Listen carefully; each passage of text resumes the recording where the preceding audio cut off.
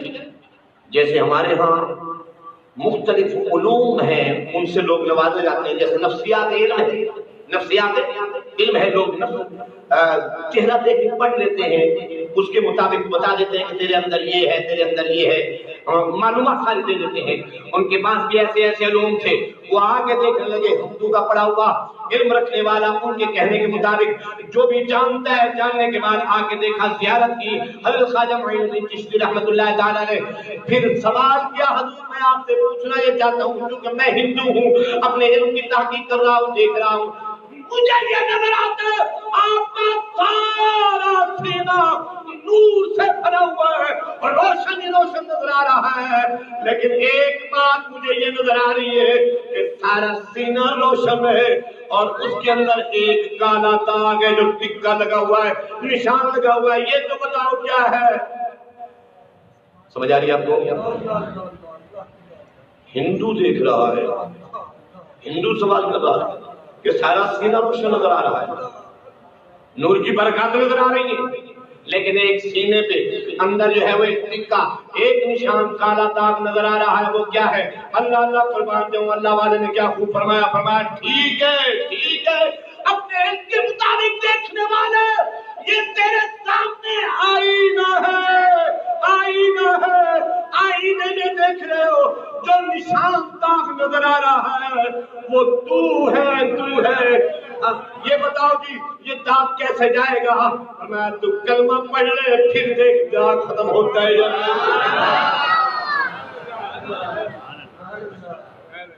یہ شرط یہی ہے، اس کو مٹانا چاہتے ہو، دیکھنا چاہتے ہو، جیسے سارا سینہ مجھے روشن نظر آ رہا ہے، اب تو دیکھ اس شرط پہ آ جا، تو کلمہ پڑھ لے، تو مسلمان ہو جا، یہ جو آئینے میں تجھے داغ نظر آ رہا ہے تیرے کلمہ پڑھنے سے یہ داغ ختم ہو جائے گا، یہ بھی آزما کے دیکھ۔ اس نے کلمہ پڑھا، پڑھو لا الہ الا اللہ محمد رسول اللہ، پھر جب دیکھا کیونکہ شیشے میں سب کچھ نظر آتا ہے، جب آئینے میں شیشے میں پھر دیکھا تو وہ داغ نہیں ہے۔ توجہ فرمائے، میں بات کو چھیڑ کے بیٹھا تھا، سردار کی بات، کیونکہ اس اللہ والے نے کہا میں دیکھ رہا ہوں تجھے، معالج بھی ہوں، حکیم بھی ہوں، طبیب بھی ہوں، علاج بعد میں کروں گا، پہلے یہ بتا ماجرا کیا ہے، یہ پھنسی کیسے بنی، یہ پھوڑا کیسے بنا، یہ زخم کیسے بنا؟ اس نے بتایا ایک غریب آدمی جا رہا تھا اور مچھلی چھیل لے کے آ رہا تھا، میں نے چھین بھی لیا، تھپڑ بھی رسید کر دیا، اس اللہ والے کی حکیم کی چیخ نکلی، او ظالم تو نے کیا کر ڈالا؟ ارے غریب کا دل دکھا کے اللہ کا عرش ہلا دیا ہے۔ اللہ کے پیارے محبوب فرماتے ہیں قلوب المؤمنین عرش اللہ، مومن کا دل اللہ کا عرش ہے، مومن کا دل اللہ کا عرش ہے۔ تو اپنا علاج کر رہا ہے، میں وہاں تک پہنچ جاؤں، اس لیے حکم ہے کہ کسی کا دل نہیں دکھاؤ۔ اللہ کے پیارے مقبول خواجہ معین الدین چشتی رحمۃ اللہ تعالیٰ نے اگر خط لکھتے تو لکھ دیتے، فرمایا دل جوئی کرنے کے لیے، حوصلہ افزائی کرنے کے لیے اجمیر سے دلی تک سفر کیا، اس یار کو کسان کو ساتھ لے کے گئے، دل نہیں دکھایا، دل نہیں دکھایا، اس لیے شاعر کہتا ہے ڈھا دے مندری، ڈھا دے مسجد، اور ڈھا دے جو کچھ ٹھہرا، ڈھا دے مسجد، ڈھا دے مندری، اور ڈھا دے جو کچھ ٹھہرا، پر کسے دا دل نہ ڈھاویں، پر کسے دا، توجہ فرماؤ، پر کسے دا دل نہ ڈھاویں، وچ دلا دے رب رہندا، پر کسے دا دل نہ ڈھاویں، وچ دلا دے رب رہندا۔ آخری بات کرتا ہوں، توجہ فرماؤ، آخری بات، اللہ اکبر، اقل پاک کریم کا حکم ہو گیا، ہندوستان آپ تشریف لائے، خواجہ معین الدین چشتی رحمۃ اللہ تعالیٰ علیہ غریب نواز تبلیغ فرما رہے ہیں، آنا ساگر کے قریب بیٹھ گئے، جو ان کا تالاب تھا، جو ان کے بت خانے تھے، وہاں بیٹھے تبلیغ کی جا رہے ہیں۔ لوگوں نے کہا بھائی کیا معاملہ ہے، یہ مسائل تو بڑھتے چلے جا رہے ہیں۔ مختلف ان کے نام ہیں کیونکہ ہمیں کیا یاد کرنا غرض کیا ہے، مقصد لینا ہے. ہاں جی، کوئی رام ہے، کوئی راجا ہے، کوئی کیسا ہے، کوئی کیسا ہے، کوئی پرتھوی ہے، کوئی پرتھوار ہے. اس پرتھوار کو پرتھوی کو خبر لگی تو وہ آیا، سنتے کہ ان کو کچھ علاج کرنا چاہیے، یہ سارے تبلیغ کر کر کے اپنے بنائے جا رہے ہیں، ہمارے مذہب کو خراب کر رہے ہیں، تو کچھ کرنا چاہیے. انہوں نے ایک یوگی کو بلوایا جسے اجے پال بھی کہتے ہیں اور جے پال بھی کہتے ہیں. اجے پال کو جب بلوایا، وہ تھا جادوگر، اپنے مذہب کے مطابق بڑا علم رکھتا تھا، بڑا کچھ جانتا تھا، جادو جانتا تھا. جب اس کو بلایا کہ یہ حربہ استعمال کرو اور یہ معاملات سارے ختم کرو، آپ تبلیغ کر کر کے لوگوں کو کلمہ پڑھا کے دین اسلام سکھائے جا رہے ہیں اور ہمارے مذہب سے دور کیے جا رہے ہیں، تو ان کا حل ہونا چاہیے. وہ جو جوگی جو آیا نا اجے پال، آتے ہی اس نے پہلا جادو کا اثر دکھایا، آگ پھینک دی. کیونکہ آگ کے پر وہ پجاری تھے، مانتے تھے، دکھاتے تھے، اس کے جادو میں یہ آگ تھی. آگ پھینکی، آگ جو ہے وہ ٹھنڈی ہو گئی. آگ جب پھینکی اللہ کے فقیر کے پاس، اللہ کے ولی کے پاس، اجمیر کے سردار کے پاس، خواجہ غریب نواز کے پاس، وہ آگ ٹھنڈی ہو گئی. اللہ اکبر. دوسرا حربہ استعمال کرنا چاہیے. اس کے پاس جادو کے ساتھ سانپ تھے، اژدہے تھے، وہ سارے کے سارے پھینک دیے. انہوں نے نگاہ فرمائی، وہ سانپ سارے کے سارے مر گئے، ختم ہو گئے. یہ جادو بھی اثر نہ کر سکا، یہ جادو بھی اثر نہ کر سکا. تیسری بات کہنے لگا، حضور آپ کے اندر کیا ایسا معاملہ ہے کہ میرے جادو سارے ختم ہوتے جا رہے ہیں، اثر نہیں ہوتا؟ فرمایا میں تمہیں بتاتا ہوں، پہلے یہ بتا تیرے پاس اور بھی کوئی حربہ ہے؟ کہنے لگے جو اڑتے ہوئے میں اپنا جادو دکھاتا ہوں وہ بھی میرے پاس حربہ ہے. کرو جی.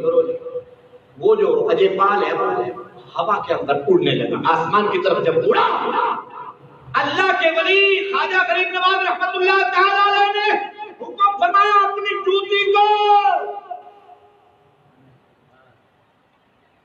یہ تو کہتے ہیں قدموں میں کچھ نہیں ہے نا، وہاں جانے سے کچھ ملتا ہی نہیں ہے، خود تو باکمال ہیں ہی ہیں. جوتی کو بھیجا، جس انداز سے یہ جادو کر کے اڑ رہا ہے، آسمانوں کی طرف جا رہا ہے، جاؤ اس کا کمال توڑ کے دکھاؤ، لوگوں کو بھی خبر ہو جائے کہ اللہ والوں کے پاس کیا ہے، جادوگروں کے پاس کیا ہے. جوتی سر پہ لگی، یار کو واپس لے کے آئی، بے ہوش ہو گیا، گر گیا. جب اٹھ کے بیٹھا کہنے لگا، حضور سارے حربے میرے ختم ہو گئے ہیں، اب میں اپیل کرنا چاہتا ہوں، کرم نوازی فرما دیں، مجھے اپنے دامن میں لگا لیں. کرم نوازی فرمائیں کلمہ پڑھا دیں. اس نے کلمہ پڑھ لیا، سارے معاملے ختم ہو گئے. وہ پرتھوی، وہ راجا، وہ بڑا رام جو تھا، اس نے کہا یہ سارے معاملات ختم ہو گئے، یہ بھی کچھ نہ کر سکا. میں نے تو بڑا علم والا بلایا تھا، بڑا جادوگر بلایا تھا، بڑے حربے استعمال کرنے تھے، یہ کام بھی نہ ہوا، مذہب کے بارے میں یہ رکاوٹ بھی نہ ہوئی. اب کیا کروں؟ ایسا ہے کہ آخری حربہ میں نے سنا ہے، ایسا ہے لڑکیاں بلاؤ حسین و جمیل، ہندوستان سے لڑکیاں بلاؤ حسین و جمیل جو بابا کے ہاں آ جائیں، اپنا حسن و جمال کا کردار دکھائیں تاکہ اس طرف ان کا دل مائل اور قائل ہو جائے اور اس بات کو چھوڑ دے، معاملہ ختم ہو جائے.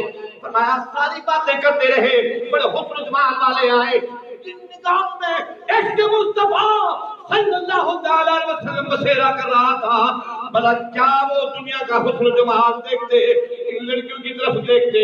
نہ اپنی عبادت میں رہے. ان لڑکیاں ساری رات کھڑے کھڑے واپس چلے گئے. اس رام کو بتا دیا، راجے کو بتا دیا، پرتھوی کو بتا دیا، اپنے بڑے حربے استعمال کیے، کچھ نہیں ہوا. خبر یہ لگتی ہے کہ آج بابے کی عبادت کی رات تھی، آج بابے کی عبادت کی رات تھی. بابے کی عبادت کی رات نہیں تھی، عبادت کے لیے جو حکم کیا گیا ہے اس پہ آپ دیکھیں. ہم جو عبادت کرتے ہیں وہ بھی لالچ میں کرتے ہیں. مولوی صاحب رزق پورا نہیں ہوتا، مولوی صاحب نے بتا دیا سورۃ واقعہ پڑھو، رزق بڑھے گا، اسی لالچ میں پڑھتے ہیں، اللہ کی رضا کے لیے کبھی تلاوت نہیں کی، اللہ کی رضا کے لیے نہیں، رزق کے لیے۔ معاملہ کچھ ایسا ہے، گھر میں برکت نہیں ہو رہی، سورۃ مزمل شریف پر حقیقت ہے، قرآن پہ ہمارا ایمان ہے، حقیقت ہے، لیکن جانیے آج کا میرا مقصد یہ ہے، یہ تمام معاملات، تمام عبادات ہم اسی لالچ میں کر رہے ہیں، یا جنت کے جانے کے لیے لالچ کے اس بارے میں کر رہے ہیں۔ فرمایا ٹھیک ہے اپنے مقام پہ قرآن جو پڑھتے ہو، سورۃ واقعہ رزق کے لیے بھی ٹھیک ہے، سورۃ مزمل گھر کے برکت کے لیے بھی ٹھیک ہے، لیکن عبادت اسے کہتے ہیں جو صرف اور صرف خالص اللہ کی رضا کے لیے کی جائے۔ لالچ سے آپ کے جب ہماری لالچ آ جاتی ہے، اپنا مقصد آ جاتا ہے، بات کچھ اور ہو جاتی ہے۔ اللہ اکبر، اللہ اکبر۔ المختصر پرتھوی نے کہا کہ یہ معاملہ ایسا نہیں ہو سکتا، میری بیٹی جو ہے وہ خوبصورت ہے، ہندوستان کے اندر مانی جاتی ہے، نیم لباس جو ہے وہ تھوڑا لباس جو ہے وہ پہنا کے بھیجا، اور انہوں نے اس لباس کو بھی گیلا کر ڈالا۔ بات لمبی ہے، میں اس کو چھیڑنا نہیں چاہتا، مسجد میں بیٹھے ہیں۔ جب عورت ایسا لباس پہنے اور پھر اسے گیلا کر لے، پھر آپ سمجھتے ہیں کہ وہ لباس پہنا یا نہ پہنا ایک برابر نظر آتا ہے، پہنا یا نہ پہنا ایک برابر نظر آتا ہے۔ بہرحال مختصر حربے جو استعمال ہو رہے ہیں اللہ کے ولی پر، کیا جادو اثر کرے گا، دنیا کے کیا معاملات ہیں، اس کے مصطفیٰ جب سینے میں ہو، آنکھوں میں ماذا البصر والے کا پیار ہو تو کبھی دنیا داری نظر نہیں آتی۔ توجہ فرماؤ، فرمایا جب یہ گئی ساری رات ٹھہرے رہے، آنکھ بھر کے نہیں دیکھی، ذکر اذکار کرتے رہے، آواز دی بابا اے عبادت کرنے والے، خواجہ غریب نواز، مجھے دنیا جانتی ہے، میرا اس کے لیے تڑپتی ہے، میرا حسن زمان کو دیکھتی ہے۔ آپ نے آنکھ بھر کے بھی نہیں دیکھا، آپ نے نگاہ نہیں اٹھائی، بلکہ اپنا چادر مبارک، اپنا صافہ مبارک ان کی طرف پھینک دیا، اس عورت کی لڑکی کی طرف پھینک دیا، آنکھ اٹھا کے نہیں دیکھا، اور فرما رہے ہیں بیٹی پہلے اس کو پہن لو، پردہ ہو جاؤ، پھر اس کے بعد بات کروں گا۔ اب یہی کہنا ہی تھا، ایک آپ نے بیٹی بلا دیا، لفظ بیٹی کہہ دیا، دوسرا چادر مبارک عنایت فرما دی، پردہ ڈال دیا، فرمایا یہ پردہ ہونا چاہیے۔ بس اسی بات پہ بیٹی کہنے سے اس پرتھوی کی بیٹی کے دل نرم ہو گئے کہ مسلمانوں، میں نے تو یہ سنا تھا مسلمان جو ہوتے ہیں یہ مطلب ایسا نشہ رکھتے ہیں، حسن و جمال دیکھ کے اپنا ایمان کھو بیٹھتے ہیں، لیکن بات کچھ اور بن گئی۔ اب انہوں نے مجھے بیٹی کہہ دیا ہے، انہوں نے مجھے بیٹی کہہ دیا ہے، اسلام کے اندر یہ بات آ گئی ہے۔ اب بیٹی کہنے والے پھر نوازی فرماؤ، مجھے اپنا کلمہ پڑھا دیجئے، دامن سے وابستہ کر لیجئے، جو چیز میں نے آپ کے اندر دیکھی ہے، آپ نے جو کردار خوبصورت ادا فرمایا ہے، اس پہ میں ایمان لانا چاہتی ہوں، اس پہ میں ایمان لانا چاہتا ہوں، تو لانا چاہتی ہوں۔ یہ ان کے طریقے کار تھے، یہ ان کے اقوال تھے، افعال تھے کہ جس پیار سے اسلام بڑھاتے چلے گئے۔ تاریخ گواہ ہے کہ خواجہ غریب نواز نے ایک نہیں، دو نہیں، چار نہیں، 90 لاکھ کو مسلمان فرمایا، 90 لاکھ کو مسلمان فرمایا۔ یہ کرامات، یہ واقعات ختم نہیں ہوئے، میرے پاس ٹائم ختم ہو گیا ہے،